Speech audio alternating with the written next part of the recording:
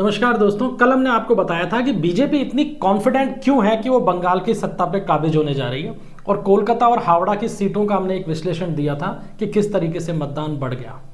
लेकिन आज हम उससे एक कदम और आगे बढ़ाते हुए आपको ये बता रहे हैं कि पूरे के पूरे बंगाल में दरअसल हुआ क्या है, किस तरीके से मतदान बढ़ा है और उसका इम्पैक्ट क्यों आने जा रहा है। क्योंकि एसआईआर को लेकर जो एक अफवाहों का दौर चला था कि ये एसआईआर का बदला है, जनता ने उस बदले का बदला निकाल दिया है और बहुत रोचक आंकड़े सामने आए हैं जो ये बता रहे हैं कि किन कारणों के कारण टीएमसी की चूलें हिल रही हैं और टीएमसी को लग रहा है कि हमारी सत्ता जा रही है। दरअसल पश्चिम बंगाल में दूसरे चरण का जो वोटिंग हुई है उसके बाद में एक चौंकाने वाले आंकड़े सामने आए हैं।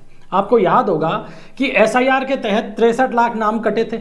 उसके बाद में जो सत्यापन के नाम पर जो संदिग्ध मतदाता माने जा रहे थे वो भी करीब 27 लाख थे। तो कुल मिलाकर 91 लाख नाम काटे गए थे। तो बड़ा बाउंडर मच रहा था उसको कि इससे तो क्या कहते हैं, लोगों का मताधिकार छिन जाएगा, लोगों को वोट डालने का अधिकार नहीं मिलेगा। लेकिन देखिए आप चुनाव में हुआ क्या है कि चुनाव के अंदर स्थिति ये हुई है कि पिछले चुनाव की तुलना में एसआईआर से चूंकि नाम कटे हैं तो पिछला जो चुनाव यानी 2021 का जो चुनाव हुआ था उसकी जो वोटर लिस्ट थी और 2026 की वोटर लिस्ट का अगर आप आकलन करेंगे तो कुल 51 लाख नाम कम होते हैं उस वोटर लिस्ट से। अब आप सवाल पूछेंगे कि 51 क्यों, जब नाम ज्यादा कटे हैं तो ज्यादा कम होने चाहिए थे। लेकिन बात यह है कि नए नाम जुड़े भी तो हैं, तो इस कारण 2021 की मतदाता सूची की तुलना में 2026 की मतदाता सूची में 51 लाख नाम कम थे और वो एसआईआर के कारण था।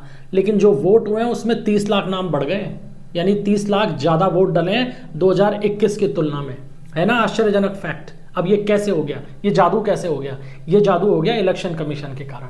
कि मान लीजिए पिछले यानी 2021 के विधानसभा चुनाव के अंदर वोटर लिस्ट के अंदर 100 वोट थे और 70 ही डले, तो इस बार उसके अंदर से 50 कम हो गए, लेकिन टोटल वोट 30 लाख ज्यादा यानी 80 लाख वोट ज्यादा हो गए हैं। कि पिछली बार जो वोट डला था उसमें से 50 कम होने के बावजूद जो टोटल वोटों का आंकड़ा है वो 2021 की तुलना में 30 लाख बढ़ गया है। और यही वो फिगर है जिसने टीएमसी के नेताओं को परेशान कर रखा है कि ये 30 लाख वोट आ कहां से गया, किसका है ये 30 लाख वोट। टीएमसी परेशान इसलिए है क्योंकि जो 50 लाख 60 लाख वोट कटे हैं एसआईआर में उसके कारण वो छापा बूथ नहीं कर पा रहे, फर्जीवाड़ा नहीं कर पाए, सीआरपीएफ ने उनको बूथ कैप्चरिंग नहीं करने दी। वो जिस फॉल्स तरीके से अपना वोटिंग परसेंटेज बढ़ाया करते थे वो तो सुरक्षा बलों ने बढ़ाने नहीं दिया।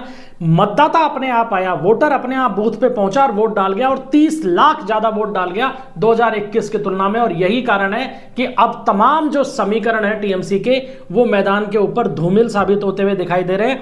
अब आप देखिए कि आंकड़े ये कह रहे हैं कि जो 30 लाख वोट बढ़े हैं 2021 की तुलना में से उसमें से 21 लाख वोट तो केवल पहले चरण में ही बढ़ गए। इसीलिए हमने ये कहा था कि पहले चरण के जो 152 सीटें हैं वहां पे बीजेपी 100+ जा रही है। उसका आधार यही था कि ये 21 लाख वोट पहले चरण में ही बढ़ गए और दूसरे चरण के अंदर जो है वो बाकी के करीब 9 लाख वोट बढ़ गए हैं। अब अगर इसको विधानसभा वार देखा जाए तो हर विधानसभा में करीब 10,000 वोट अधिक पड़े हैं। किसके अंदर?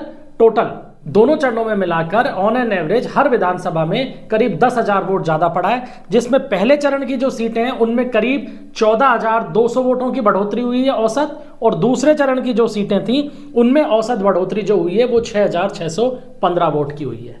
अब यह सवाल पूछा जा सकता है कि जो वोट बढ़ा है वो आप कैसे कह सकते हैं कि वो बीजेपी के पक्ष में ही गया है? बिल्कुल वाजिब सवाल है, लेकिन इस वाजिब सवाल का जवाब और भी वाजिब है दोस्तों। मान लीजिए आप एक मतदाता हैं बंगाल के, आप अपने परिवार से 2-3 पीढ़ियों से बंगाल के अंदर रह रहे हैं और आपको आज तक कभी वोट ही नहीं डालने दिया गया। तो जब आपको वोट डालने का मौका मिलेगा तो आप किसको डाल के आएंगे? उस पार्टी को डाल के आएंगे जो हर चुनाव में आपको धमकाती है, आपको वोट नहीं डालने देती है, या उस पार्टी को वोट डाल के आएंगे जो सत्ताधारी पार्टी को काउंटर कर रही है? ऐसी स्थिति में वोट हमेशा नाराजगी का पड़ता है दोस्तों, और नाराजगी का वोट किसको पड़ता है? जो नया चेहरा सामने होता है। इसी तरीके से अगर आपके गांव के अंदर हिंसा हुई है पिछले चुनाव के अंदर और पोस्ट पोल वायलेंस के अंदर बहुत ज्यादा मारपीट की गई, आप लोगों को वोट भी नहीं डालने दिया और केवल इसलिए मारपीट की गई कि आप दूसरी पार्टी के समर्थक हैं, तो इस बार जब आपको वोट डालने का मौका मिला है तो अपनी भड़ास किस पे निकालेंगे? सत्ताधारी दल के ऊपर निकालेंगे या जो उसका विपक्ष है उसके साथ में जाएंगे आप? यही बंगाल में हो रहा है कि बंगाल के अंदर लोगों की जो नाराजगी है, जो लोगों का जो फ्रस्ट्रेशन है वो चुनाव के अंदर वोट में कन्वर्ट हुआ है और टीएमसी के खिलाफ गया है। अब भी अगर इसके बावजूद भी टीएमसी बहुमत के करीब पहुंचती है तो फिर ये मान के चलिए कि टीएमसी को बंगाल की सत्ता से कभी कोई नहीं हटा पाएगा। हालांकि मुझे नहीं लगता कि टीएमसी का आंकड़ा जो है वो सामान्य स्तर के ऊपर भी पहुंच रहा है। पिछली बार की तुलना में टीएमसी 50% सीट हासिल कर ले तो ये उसके लिए एक बड़ी उपलब्धि है, और वो भी इसलिए क्योंकि इसके अंदर मेजर शेयर जो है वो उन सीटों का होगा जो मुस्लिम डोमिनेंट सीटें हैं। तो ये जो वोट परसेंटेज बढ़ा है, हर सीट के ऊपर जो वोट डला है 10,000 ज्यादा, इस वोट ने खेल कर दिया है इस पूरे चुनाव का। और इन्हीं वोटर्स के दम पर इस समय जो बंगाल के अंदर आपको माहौल दिखाई दे रहा है कि सत्ता बदल रही है, परिवर्तन का जो माहौल दिखाई दे रहा है, उसका आधार यही सब चीजें हैं। अब होता क्या है कि इसके लिए आप तर्क तो अलग अलग सुन लेंगे। कोई ये कहेगा विश्लेषक बैठ के कि साहब ज्यादा वोट जो है वो एंटी इनकम्बेंसी का होता है, कोई ये कहेगा कि नहीं साहब ज्यादा वोट इसलिए है क्योंकि लोग एसआईआर से नाराज थे, गांव के जो लोग शहरों में गए हुए थे वो वापस लौटे अपनी भड़ास निकालने के लिए और उन्होंने बीजेपी के खिलाफ वोट डाल दिया। लेकिन भाई ये वोट है परिवर्तन का। आप बात तो सही कह रहे हैं, लेकिन एक बात सोचिए कि जो परिवार बंगाल से कर्नाटक गया हुआ है रोजगार के लिए, उसके दिमाग में ये गुस्सा तो है कि एसआईआर के अंदर मेरा नाम कट सकता है, लेकिन क्या इस बात का गुस्सा उस परिवार में नहीं होगा कि उसको बंगाल से जाकर कर्नाटक में रोजगार करना क्यों पड़ रहा है? क्यों पिछले 40 साल से कोई व्यक्ति अपने परिवार को छोड़कर, अपने बीवी बच्चों को छोड़कर कर्नाटक में या साउथ के किसी दूसरे स्टेट में या महाराष्ट्र के अंदर रोजगार कर रहा है? वहां क्यों जाना पड़ा उसको? बंगाल में क्यों नहीं रोजगार मिल रहा है? ये फ्रस्ट्रेशन प्रवासी जो श्रमिक हैं उनके दिमाग में भी था और वो सामने दिखाई भी दिया। और जो तीसरा महत्वपूर्ण कारण था वो तो सबके सामने है ही कि हिंदू जो है वो कंसोलिडेट हुए हैं। देखिए ये चुनाव हिंदू मुसलमानों का चुनाव नहीं था, और मेरा व्यक्तिगत रूप से मानना है कि चुनाव हिंदू मुसलमानों के ऊपर होना भी नहीं चाहिए, डेवलपमेंट के ऊपर होना चाहिए, आपके प्लानिंग के ऊपर होना चाहिए। लेकिन दोस्तों फिर चुनाव जाति आधार पे भी नहीं होना चाहिए, फिर चुनाव तुष्टीकरण पे भी नहीं होना चाहिए, क्योंकि हिंदुस्तान में हिंदुओं को जितना जातिवाद में तोड़ा जाता है, जितना जाति आधारित चुनाव किया जाता है, उसके काउंटर में फिर एक ही चीज बनती है, वो है हिंदुत्व। क्योंकि एक दिल्ली की मेन स्ट्रीम मीडिया के भी जो विश्लेषक बैठते हैं टीवीज के ऊपर, या जो चुनाव के जो नेता हैं वो लोग बैठते हैं विश्लेषण करने के लिए, तो वो भी विश्लेषण कैसे करते हैं किसी विधानसभा सीट का कि इस विधानसभा सीट में ब्राह्मण इतने हैं, राजपूत इतने हैं, बणिये इतने हैं, जैनी इतने हैं, सिख इतने हैं और मुसलमान इतने हैं। अब आपने हिंदुओं को तो 4 जातियों में बांट दिया और मुसलमानों के जब आप बात करते हैं तो खाली मुसलमान हो गए। मुसलमानों में जातियां नहीं होती हैं। लेकिन पिछले 50 साल से ये नैरेटिव सेट कर करके बराबर उनको बता बता के पूरा का पूरा मुस्लिम समुदाय को एक वोट बैंक बदल दिया गया है। और अगर इस एक वोट बैंक को काउंटर करना है तो फिर आपको हिंदुओं को भी जाति से बाहर निकालना पड़ेगा, और उसका केवल एक ही तरीका बनता है और वो है हिंदुत्व। इसलिए घूम कर हर चुनाव जो है वो हिंदू मुसलमानों के ऊपर आ जाता है। और ये बंगाल का चुनाव भी हिंदुत्व पे इसीलिए आ गया। बंगाल में जो बीजेपी ने अपना रोड मैप तैयार किया था उसमें बीजेपी के जो मुख्य आधार था प्रचार का वो था डेवलपमेंट का मॉडल, गुजरात का मॉडल, लॉ एंड ऑर्डर का मॉडल, यूपी का मॉडल, सामाजिक सामंजस्य का मॉडल, बिहार का मॉडल।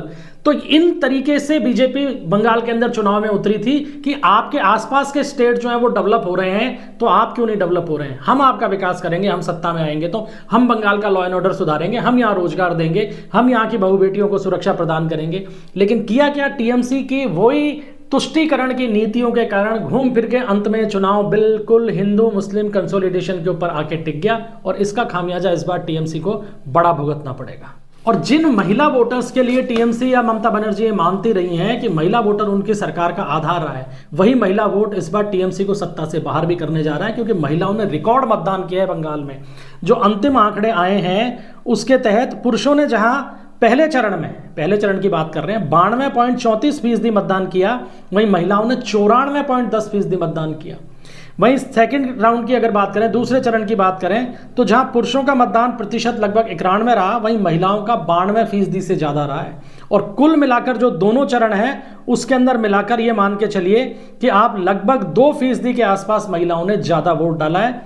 2011 का जो चुनाव हुआ था उस चुनाव में भी कहानी कुछ ऐसी ही थी और उस समय भी सत्ता बदली थी, और इस बार यानी लगभग 15 साल बाद चुनाव जो हो रहा है उसमें भी उसी तरीके के आंकड़े सामने आए हैं। और यही कारण है कि ये जो आंकड़ा है महिलाओं का, ये गेम चेंजर साबित होगा। क्योंकि ममता बनर्जी भले ही सोच रही हो कि लक्ष्मी भंडार योजना से जो पैसा महिलाओं के पक्ष में जा रहा है उससे उनको एकमुश्त वोट मिलेगा, मिला है वोट, ऐसा नहीं है कि नहीं मिला। महिलाओं ने ममता बनर्जी को नकारा नहीं है, लेकिन ममता बनर्जी को यह समझना पड़ेगा कि लक्ष्मी भंडार योजना के अलावा महिलाओं की जो प्राथमिकता है उसके अंदर लॉ एंड ऑर्डर भी है, सुरक्षा भी है, उनके परिवार के बच्चों का रोजगार भी है, और जिस तरीके से मुस्लिम कम्युनिटी का एक आतंक होता जा रहा है और मुस्लिम कम्युनिटी में भी खासकर बांग्लादेशी मुसलमानों की जो घुसपैठ के कारण लॉ एंड ऑर्डर की समस्या बंगाल में बिगड़ रही है, वो महिलाओं को दिन प्रतिदिन ज्यादा प्रभावित कर रही है। और यही कारण है कि महिलाओं का जो एक समर्थन एक मुश्त ममता बनर्जी को मिलता आ रहा था बंगाल में, उसमें भी बड़ा डेंट पड़ा है। और ये मान के चलिए कि लगभग बराबर के आंकड़े के अंदर महिला वोटर्स इस बार डले। ममता बनर्जी को जितना मिला है लगभग उतना ही बीजेपी को भी मिला है। तो दोस्तों, ये जो आंकड़े चुनाव के आए हैं कि जिस तरीके से मतदान बढ़ा है, और बढ़ा ही नहीं, वोटों की संख्या में भी बढ़ा है। हर विधानसभा सीट के ऊपर जो 10,000 के आसपास वोट ज्यादा डाले हैं पिछली बार से, यही इस चुनाव के गेम चेंजर साबित होंगे। आप देखिएगा 4 मई को जब रिजल्ट आएंगे तो ये 10,000 जो प्लस नजर आ रहा है हर सीट के ऊपर, ये प्लस ही किसी पार्टी को निश्चित रूप से चुनाव के अंदर माइनस करेगा। आज के वीडियो में इतना ही। आगे फिर किसी विषय को लेकर आपके सामने हाजिर होंगे। ये वीडियो पसंद आया हो तो लाइक कीजिएगा, शेयर कीजिएगा, चैनल को सब्सक्राइब जरूर कीजिएगा। मिलते हैं अगले वीडियो में, तब तक के लिए इजाजत दीजिए। धन्यवाद। जय हिंद, जय भारत।